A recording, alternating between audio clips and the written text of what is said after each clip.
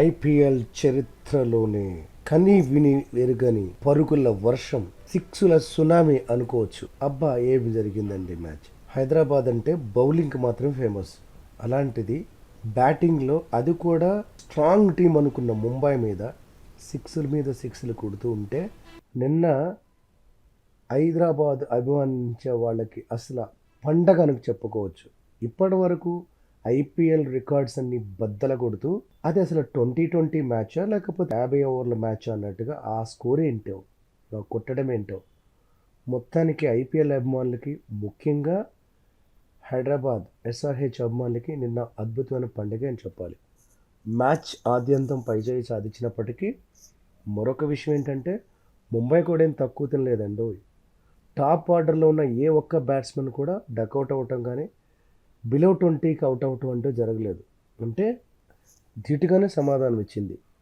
మరొక విషయం ఏంటంటే హైదరాబాద్ వాళ్ళు కొట్టిన సిక్స్ల కన్నా ఇంకా ముంబై కొట్టిన సిక్స్లే ఎక్కువ.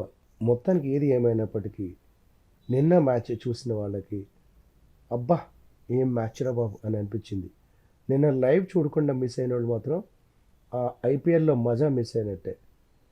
ఎందుకంటే స్టార్టింగ్ నుంచి ఎండింగ్ వరకు ఒకటే నడిచింది, కొట్టుడే. సో ముంబై బ్యాటింగ్ స్టార్ట్ చేసిన తర్వాతనే ఆపుతుంది అనుకున్నారు, ఏం ఆపలేదండి. ముఖ్యంగా చెప్పుకోవాల్సింది మన తెలుగువాడైన తిలక్ వర్మ ఆట గురించి. అద్భుతంగా ప్రదర్శన చేశాడు, తనే హైయెస్ట్ స్కోర్ కూడా.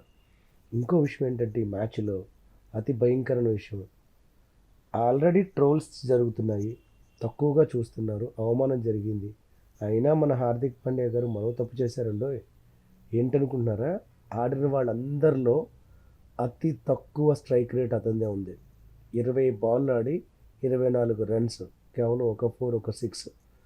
తన వెనకాల వచ్చిన కనీసం బౌలర్ షపర్డ్ కూడా కనీసం తను 6 బాల్లో 15 రన్స్ కొడితే మన అయ్యగారు మాత్రం 20 బాల్లో 24 రన్స్ అంటే 120 స్ట్రైక్ రేట్.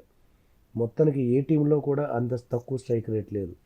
సో ఎంతో గొప్పదనుకున్న ముంబై టీంకి పరాభవం జరగటం, అలాగే మరొక్కసారి ఈ హార్దిక్ పాండ్యా కెప్టెన్సీ విషయంలో తన వ్యక్తిగతంగా తను చేస్తున్న ప్రదర్శన విషయంలో కూడా అసంతృప్తిగా ఉంది.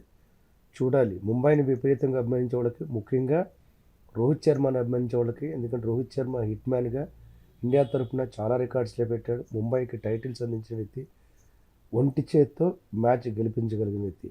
అలాంటి రోహిత్ని పక్కన పెట్టడం వల్ల ఇలా జరుగుతుందా, లేకపోతే హార్దిక్ పాండ్యా అంచనాలు వేయటంలో ఫెయిల్ అవుతున్నాడా, అన్నిటికంగా ముఖ్యంగా తన ఓవర్ కాన్ఫిడెన్స్, ఓవర్ యాక్షన్ ఏమైనా దెబ్బ కొడుతుందా? ఏది ఏమైనప్పటికీ నిన్న జరిగిన మ్యాచ్ మాత్రం అద్భుతమనే చెప్పాలి. ఐపీఎల్ చరిత్ర తిరగరాసి.